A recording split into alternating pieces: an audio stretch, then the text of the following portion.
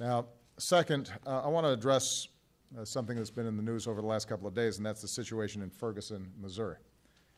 I know that many Americans have been deeply disturbed by the images we've seen in the heartland of our country as police have clashed with people protesting.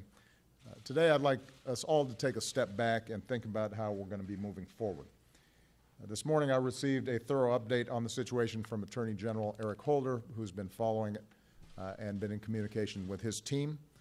I've already tasked the Department of Justice and the FBI to independently investigate the death of Michael Brown, along with local officials on the ground. The Department of Justice is also consulting with local authorities about ways that they can maintain public safety without restricting the right of peaceful protest and while avoiding unnecessary escalation. I made clear to the Attorney General that we should do what is necessary to help determine exactly what happened and to see that justice is done. I also just spoke with Governor Jay Nixon of Missouri. I expressed my concern over the violent turn that events have taken on the ground and underscored that now's the time for all of us to reflect on what's happened and to find a way to come together going forward. He is going to be traveling to Ferguson. He is a good man and a fine governor, and I'm confident that working together, he's going to be able to communicate his desire to make sure that justice is done and his desire to make sure that public safety is maintained in an appropriate way.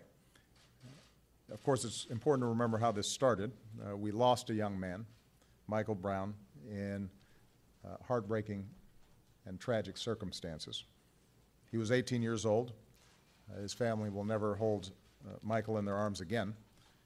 And when something like this happens, the local authorities, including the police, have a responsibility to be open and transparent about how they are investigating that death and how they are protecting the people in their communities. There is never an excuse for violence against police or for those who would use this tragedy as a cover for vandalism or looting.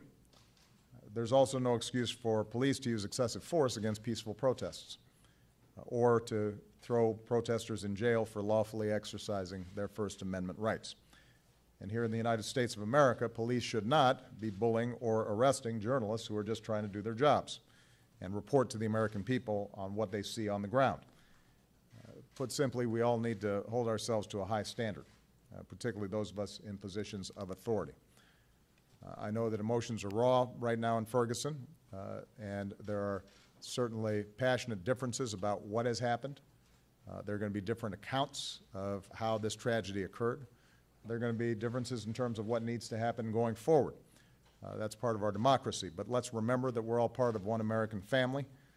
We are united in common values, and that includes belief in equality under the law, a basic respect for public order, and the right to peaceful public protest, a reverence for the dignity of every single man, woman, and child among us, and the need for accountability when it comes to our government. So now's the time for healing.